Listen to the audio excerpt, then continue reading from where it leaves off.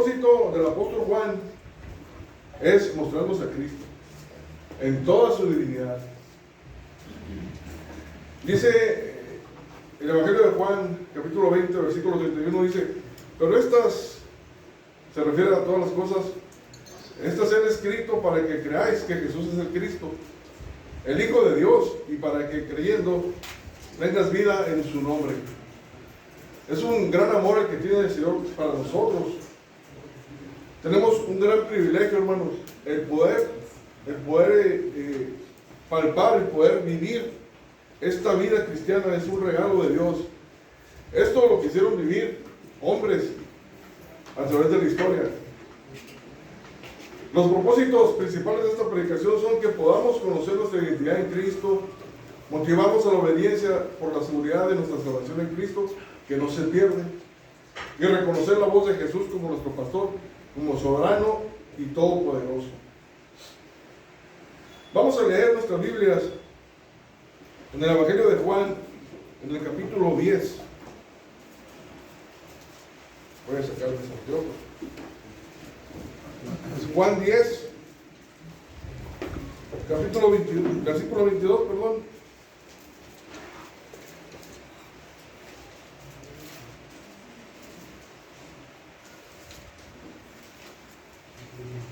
¿Ya lo tenemos?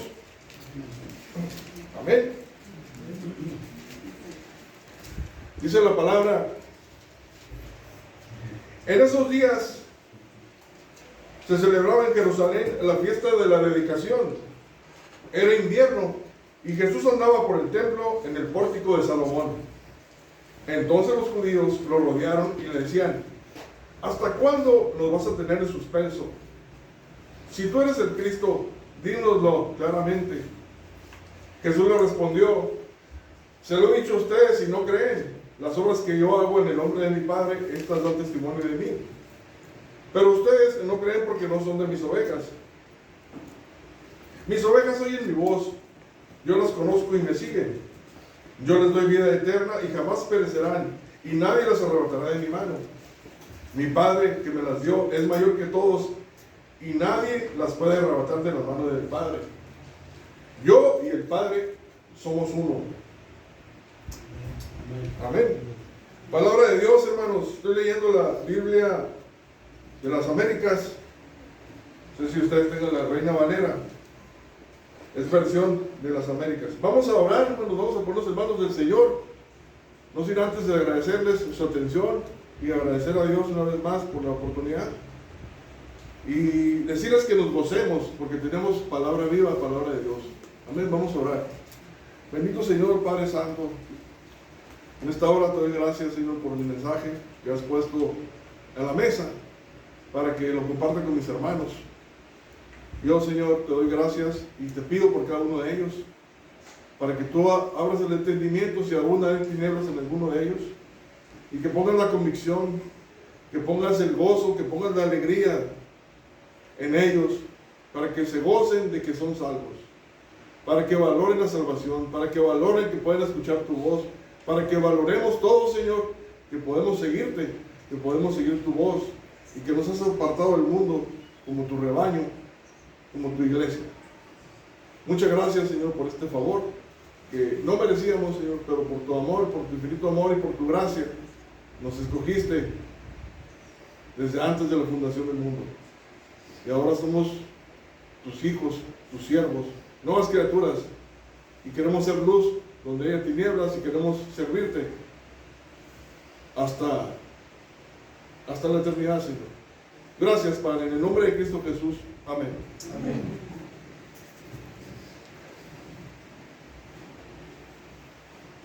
Celebramos en Jerusalén la fiesta de la dedicación. Era invierno y Jesús andaba en el templo por el pórtico de Salomón. Nos dice Juan en el capítulo 10, versículos 22 y 23.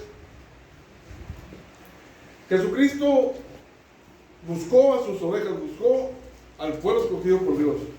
Él buscaba la manera de llegar y presentarse con los judíos. La fiesta de la dedicación era una fiesta que se celebraba porque recordaban los judíos la liberación que hubo de la invasión que hicieron los seleucidas, los sirios, comandados por el rey Antíoco Epífanes, en el año 165 antes de Cristo, antes de la venida de Cristo. Hubo una invasión y estos invasores pues terminaron con los rituales que hacían en el templo, como se llevaba a cabo en el templo, y metieron sus propias ideologías, sus propios ritos paganos, y empezaron a cometer abominaciones en el templo. Entonces se levantó una resistencia de los jebuseos para hacerle frente a estos invasores, y pudieron confrontarlos y pudieron enfrentar al enemigo y los derrocaron, y retomaron de nuevo las celebraciones que se hacían y los rituales que se hacían en el templo. Y es de ahí donde se origina esta fiesta, la fiesta de la dedicación. Y aún se celebra todavía. Los judíos en el de Israel y en todas partes del mundo donde hay sinagogas celebran esta fiesta que le llaman en hebreo el Hanukkah. Es una fiesta de invierno que dura 8 días. Y 8 días, según la tradición, es porque los seleucidas llegaron y destrozaron todo en el templo, y solamente quedó una porción de aceite. Cuando el frente israelí, el frente judío, pudo sacar a estos invasores, pues encontraron una vasija de aceite, y ese aceite lo prendieron en una menorá que había ahí, y ese aceite, según ellos en la tradición, duró 8 días, cuando era un aceite suficiente para durar nada más un día. Entonces ellos le atribuyeron un milagro, y por eso la fiesta duraba 8 días. Pero vemos a Jesucristo aquí en este contexto, en este ambiente, en la fiesta de la dedicación, cómo se acercó en su misericordia a los religiosos judíos, que ellos siempre buscaban las celebraciones y buscaban cumplir con sus ritos, creyendo que así era como cumplían, y bien, pues ellos podían seguir sus vidas como ellos querían. Y eso es lo que nos llama la atención, nos debe llamar la atención de ver el comportamiento de estos judíos. En el versículo 24 dice: y le rodearon los judíos, ahí mismo dentro de la fiesta estaba Jesucristo en el pórtico de Salomón, dice, y le rodearon los judíos y le dijeron: ¿hasta cuándo nos tendrás en suspenso? Si tú eres el Cristo, dínoslo abiertamente. En la versión Reina Valera dice: y le rodearon los judíos y le dijeron: ¿hasta cuándo nos turbarás el alma? Si tú eres el Cristo, dínoslo abiertamente. Este grupo de religiosos judíos, como podemos ver, pues lo que buscaban era confrontar a Cristo. No quisieron reconocer, ignorando las escrituras, pero no porque las ignoraban, sino porque no quisieron hacer caso a lo que decían las escrituras de las profecías de la venida del Mesías. Ellos ignoraban deliberadamente y confrontaban a Jesucristo. No era la única vez. Estamos ya en el capítulo 10 de Juan, pero si nos regresamos un poquito más en el libro de Juan, en el Evangelio de Juan, podemos ver que estas mismas confrontaciones las hacían en otras fiestas, en las del tabernáculo, en las fiestas de la cosecha, en las fiestas del Pentecostés, y Jesucristo siempre lo rebatía y siempre decía: yo soy el que soy. Y no querían, y le decían: ¿hasta cuándo? ¿Hasta cuándo nos vas a turbar? Eran religiosos y fueron irreverentes, altaneros. Tenían al Dios encarnado en persona, hermanos, al único Dios vivo y todopoderoso, al Verbo encarnado, al Logos hablando con ellos, y no quisieron reconocer. En las Escrituras ya se hablaba de la venida del Mesías. Podemos consultar Jeremías, en capítulo 32, versículos del 38 al 40, como una profecía que se cumplió al pie de la letra. En Génesis el Señor habló y también prometió la venida del Mesías, del Libertador, del Salvador. En la Biblia hay más de 300 profecías que hablan de la venida de Cristo. Y según los escépticos aún, hay 48 profecías que se han comprobado científicamente que es Cristo, el personaje que salió a escena en Jerusalén hace ya 2024 años. 2000 años aproximadamente. Se trata de Cristo, del Mesías. Aún la ciencia lo corrobora. Ahora, no le creyeron los religiosos. Los que fueron a celebrar la fiesta de la dedicación no creyeron porque no se acomodó a sus expectativas por la dureza de su corazón. No escucharon la dulce voz del pastor divino porque tenían celos de su religión. Por eso estaban en contra de Cristo, porque ellos defendían su religión. Versículo 25. Jesús le respondió: se los he dicho a ustedes y no creen. Las obras que yo hago en el nombre de mi Padre, estas dan testimonio de mí. ¿Cuántas obras hizo el Señor, hermano? Hasta la fecha. Podemos nosotros ya en esta historia ver lo que dice el apóstol Juan. Al final del libro dice, tantas cosas hizo el Señor que se podía escribir. No cabrían los libros, dice. Lo voy a leer. No cabrían los libros en el mundo de todas las cosas que hizo el Señor.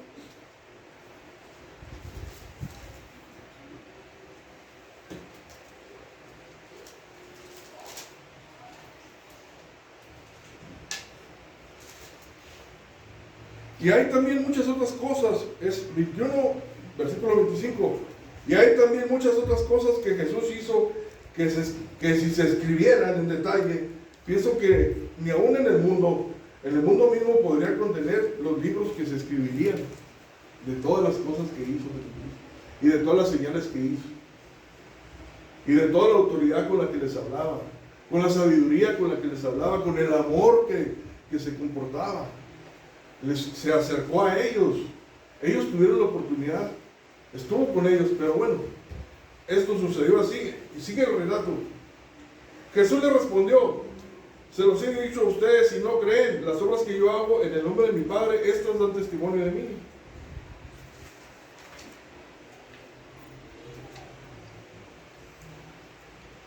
Dice la palabra de Dios, ya le leí que hay muchas cosas que están escritas que si se escribieran, bueno, no cabrían en el mundo los libros. Nos pasamos al siguiente versículo, dice, la razón de la incredulidad y llamamiento eficaz. Dice Juan 10:26, pero ustedes no creen porque no son de mis ovejas. Estos religiosos autosuficientes no pudieron creer que Jesús era el Mesías, resistieron a la verdad. No habían nacido de nuevo, pero Jesús en su misericordia procuraba estar con ellos y exhortarlos a que lo reconocieran. Él asigna una razón más alta por la que no creen ni en sus milagros ni en su doctrina. Lo es, porque son reprobados. Les afirma que el don de creer es un don especial, y de hecho, antes de que los hombres conozcan a Dios, primero deben ser conocidos por Él, como dice el apóstol Pablo. Eso es lo que le pasó al apóstol Pablo. El apóstol Pablo era un fariseo, un fariseo celoso de su religión. Y bueno, él tuvo que ser confrontado por Dios directamente. Él iba persiguiendo a la iglesia porque él creía que estaba haciendo lo correcto. Y él en persecución a la iglesia tuvo una representación de Cristo, y Cristo le habló directamente. Y él escribe en Gálatas, ciertamente dice, en otro tiempo, no conociendo a Dios, servías a los que por naturaleza no son dioses, mas ahora conociendo a Dios, o más bien siendo conocidos por Dios. Pablo da testimonio porque dice que más bien somos conocidos por Dios. Él fue liberado de su religión, él fue liberado de su forma de pensamiento, de la dureza de su corazón, y él fue salvo. Y ahora, ¿cómo lo usó el Señor? Tenemos a la fecha todo el conocimiento de las cartas del apóstol Pablo, un hombre siervo de Dios, un gran siervo de Dios. Juan 10:27, mis ovejas oyen mi voz, yo las conozco y me siguen. Cuando el pastor llama a las ovejas, ellas lo obedecen y literalmente lo siguen. Hermanos, estas analogías del rebaño, de las ovejas, Jesucristo nuestro Señor las usó mucho, pero también Dios, Jehová Dios, las habló siempre a su pueblo. El pueblo judío, desde los inicios, se destacó por tener una actividad económica agropecuaria. Entonces, es un término agrícola, un término agropecuario, el concepto de ovejas, el concepto de rebaños, el concepto de pastor. Para ellos estaba muy familiarizado todo eso. Para ellos era muy familiar esa retórica, ese lenguaje, esa forma de hablar. Entonces, el Señor continúa con este lenguaje que era muy asimilable para el pueblo para los judíos, para el pueblo de Israel. Y para nosotros también como iglesia, ahora comprendemos que somos ovejas y aterrizamos en cómo es el comportamiento de una oveja y cómo es el rol del pastor. Las ovejas oyen su voz porque desde chiquitas han sido pastoreadas por el pastor. Si nosotros buscamos un estudio sobre la crianza de ovejas, podemos darnos cuenta del comportamiento de las ovejas, que no escuchan otra voz de otro pastor. Si hay una oveja en un redil, en un rebaño, y el pastor la saca y las va a pastorear, y llega otro pastor que no es el pastor, no lo siguen, no reconocen su voz. Entonces nosotros sí reconocemos la voz de nuestro pastor, y lo reconocemos porque hemos nacido de nuevo, porque tenemos el Espíritu Santo, porque el Señor en su misericordia nos despertó, y ahora desde el principio reconocemos su voz. Esto no le pasa a todos, a toda la gente. Mis ovejas oyen mi voz, yo las conozco y me siguen. Habría que reflexionar ahí también, hermanos, si estamos escuchando la voz de Dios, la voz de Jesucristo nuestro pastor, o escuchamos la voz de nuestro corazón, o escuchamos otra voz de otro pastor que no es Cristo. Pero vamos a ver a dónde nos va a llevar esa voz: a la muerte. Jesucristo prometió que nos va a llevar a la vida y a la vida eterna.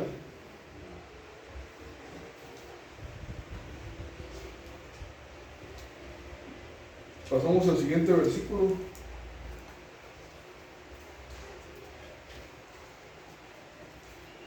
Hay más reflexiones en este punto que puedo ahondar respecto a escuchar la voz de Dios, que es por gracia.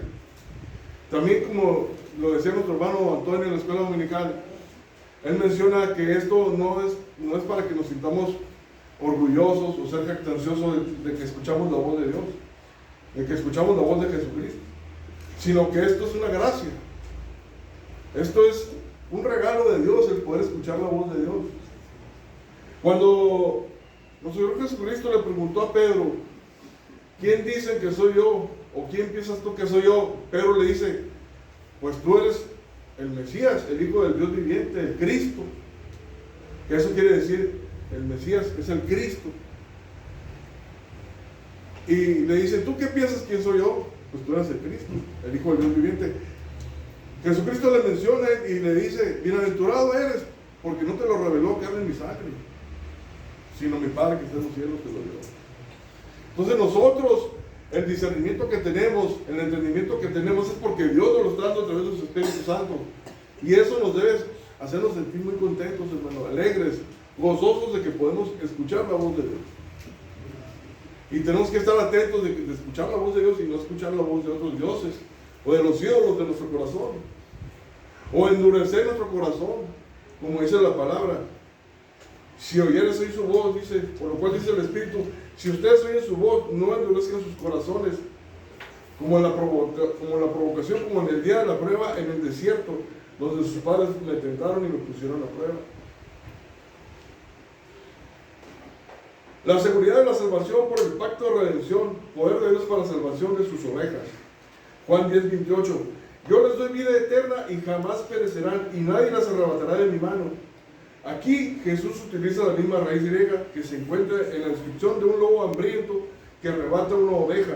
Arpazo, es decir, nos da la seguridad de que a los que forman parte del rebaño de Jesucristo, nadie se les puede arrebatar. Podemos observar que Jesús hace referencia a la naturaleza cualitativa de la vida eterna que Él ofrece a sus ovejas, permanente e irrevocable. Es desde ya y dura para siempre la salvación. Romanos 8:38-39 dice: por lo cual estoy seguro de que ni la muerte, ni la vida, ni los ángeles, ni principados, ni potestades, ni lo presente, ni lo porvenir, ni lo alto, ni lo profundo, ni ninguna otra cosa creada nos podrá separar del amor de Dios que es en Cristo Jesús, Señor nuestro. Amén. Amén. Tenemos la promesa de la salvación. Y Me maravillo, hermanos, de estas porciones, de estos versículos que nos dicen tanto, que nos dan tanta luz, que nos abren el entendimiento y que nosotros con toda la seguridad podemos contestarle a aquellos que se oponen a la sana doctrina o que se oponen al mensaje de la Biblia y que dicen que no, que sí se puede creer.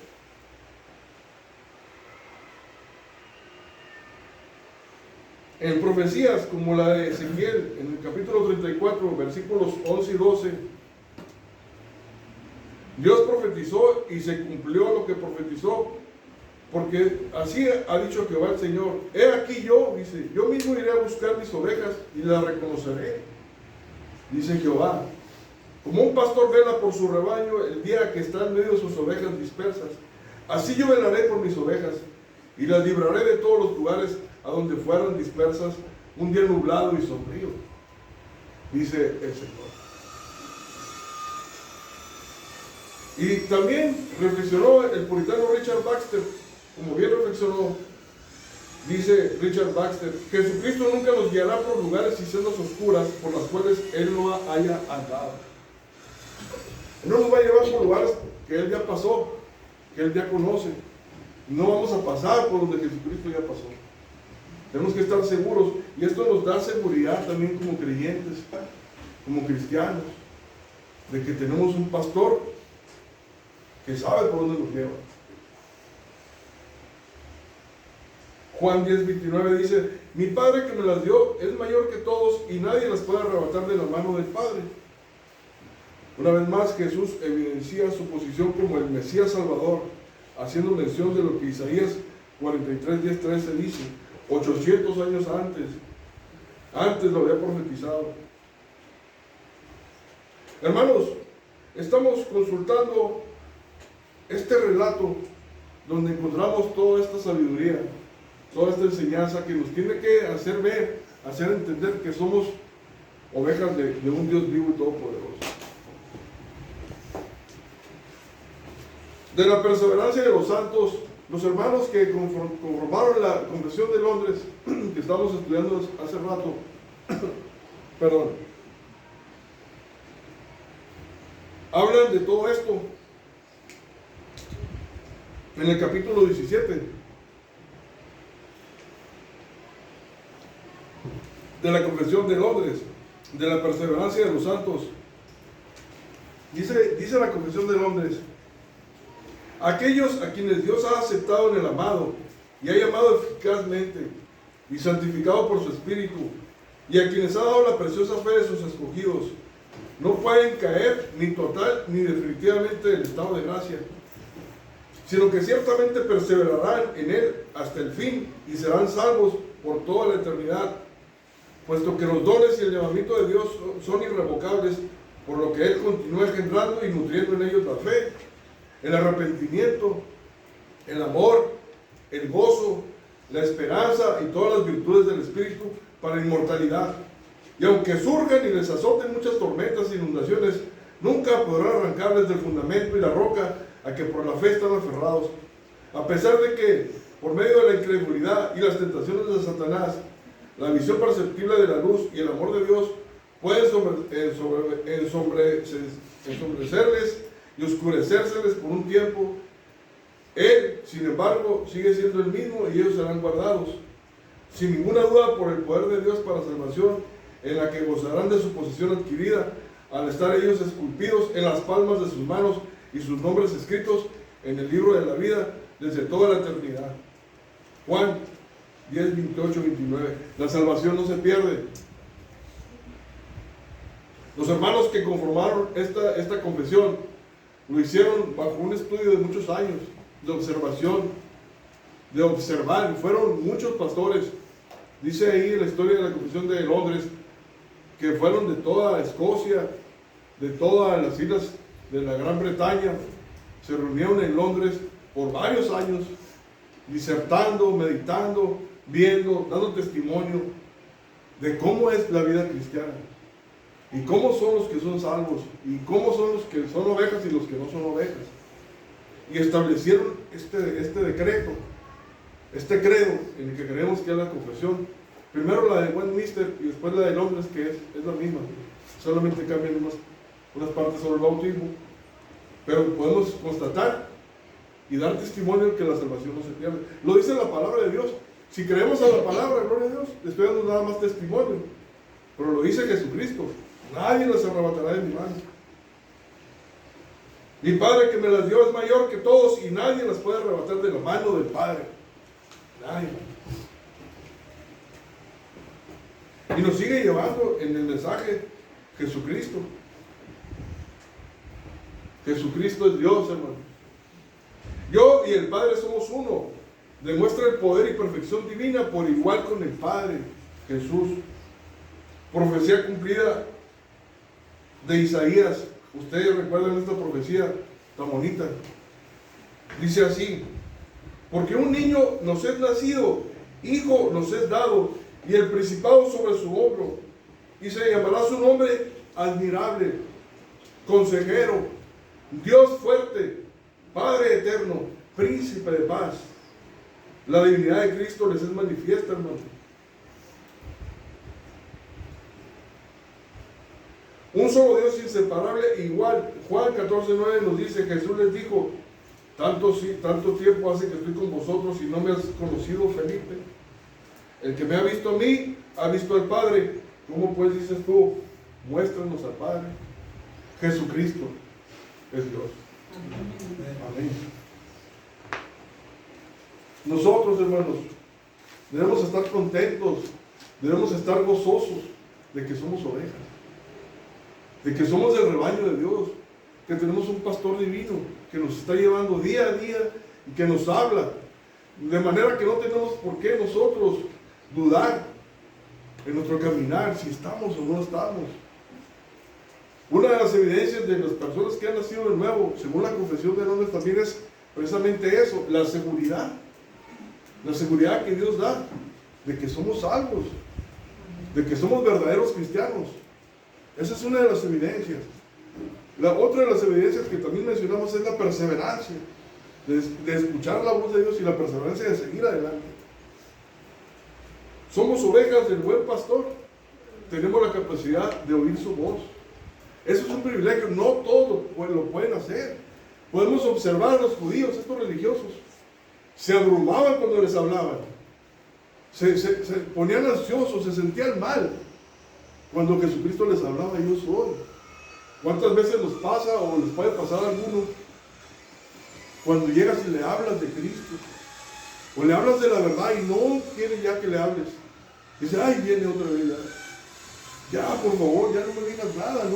No quieren escuchar la voz de Dios, no quieren escuchar la verdad. ¿Por qué? Porque están escuchando otra voz, la voz de su propio corazón. Y esto nos tiene que hacer entender que nosotros, por gracia, recibimos este mensaje, hermano. Nos tiene que hacer humildes, nos tiene que dar alegría, nos tiene que dar contentamiento. Debemos estar satisfechos de que estamos escuchando la verdad, que Dios quiere lo mejor para nosotros, que Dios nos está llevando de su mano, nos está guiando. Ser humildes ante Dios para reconocer este milagro, el milagro de la salvación, y ser agradecidos. El apóstol Pablo en Efesios dice, en el capítulo 2, versículos 5 al 9, dice: pero Dios, que es rico en misericordia, por su gran amor con que nos amó, aun estando nosotros muertos en pecados, nos dio vida juntamente con Cristo. Por gracia sois salvos. Porque por gracia sois salvos por medio de la fe, y esto no de vosotros, pues es don de Dios, no por obras, para que nadie se gloríe. Para que nadie se gloríe. Nos llama a ser personas humildes, personas agradecidas, gozosas, alegres, contentos de tener la salvación. Amén. Y ya la tenemos. Y desde ya y hasta la eternidad, la vida eterna. Y esta es la vida eterna, dice Jesús: que te conozcan a ti y a tu Hijo, a quien has enviado.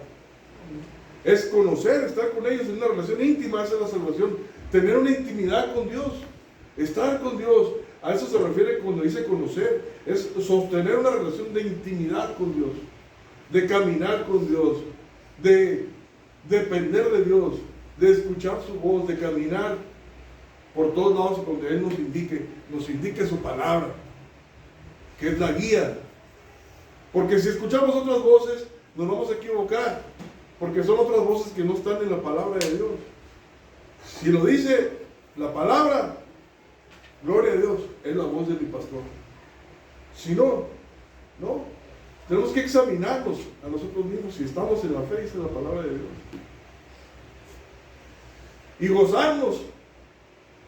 Examina qué evidencias hay en tu vida.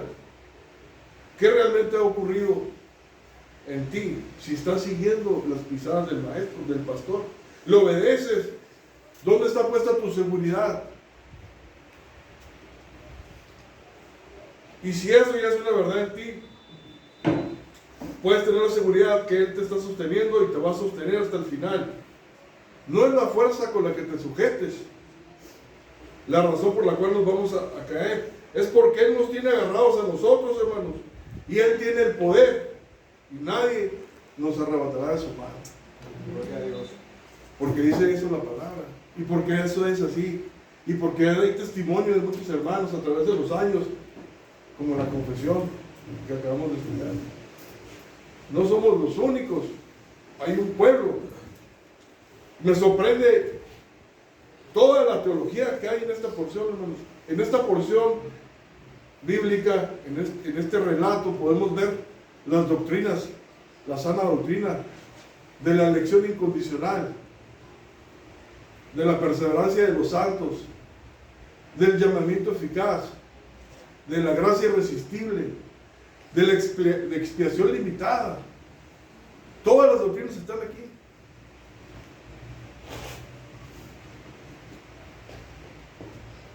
Y ahí mismo en el libro de Juan, poquito antes, también nos habla de que Dios, el buen pastor, tiene solamente un rebaño.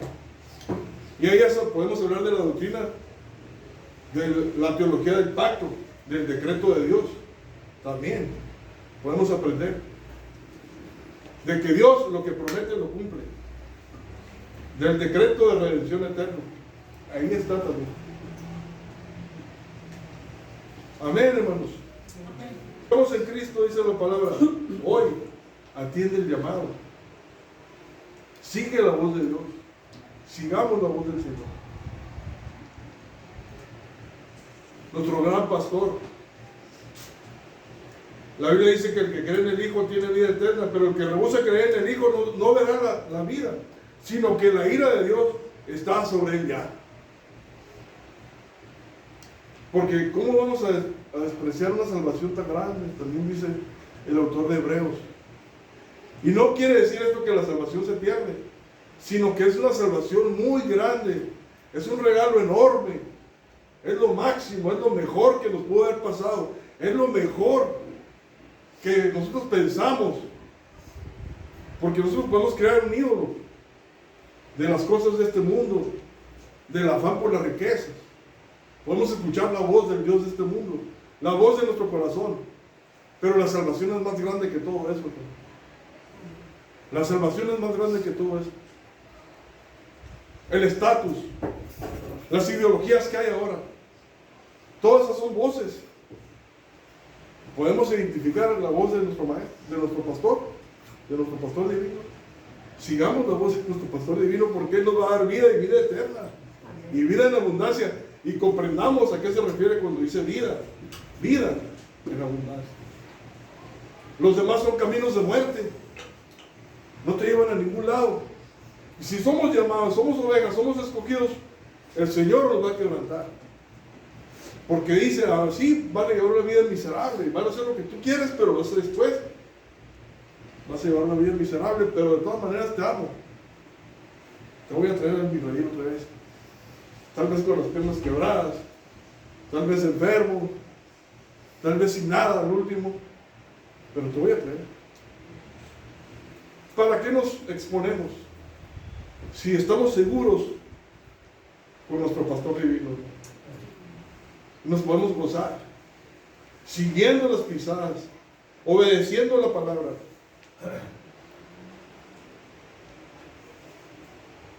Por eso dice la palabra: si oyeres hoy su voz, no endurezcáis tu corazón. Vamos a orar, hermanos. Bendito Dios, Padre Santo, te doy gracias, Señor, por esta porción que quedó inscrita. Gracias por tu siervo Pablo, por tu siervo Juan, también por tu siervo Pablo, que dejaron inscritos. Pero en este caso me refiero a Juan, que dejó este relato escrito, esta crónica de lo que tú hiciste en Jerusalén y lo que nos dejas como legado para que te reconozcamos donde estemos. Gracias, Señor, por tu llamado que nos haces a cada uno, que nos llamas a ser tus ovejas y que tú eres nuestro pastor. Gracias por guiarnos por la senda de justicia y de la salvación. En el nombre de Cristo Jesús te pido por mis hermanos y te doy gracias, Señor. Amén. Amén. Dios los bendiga, hermanos.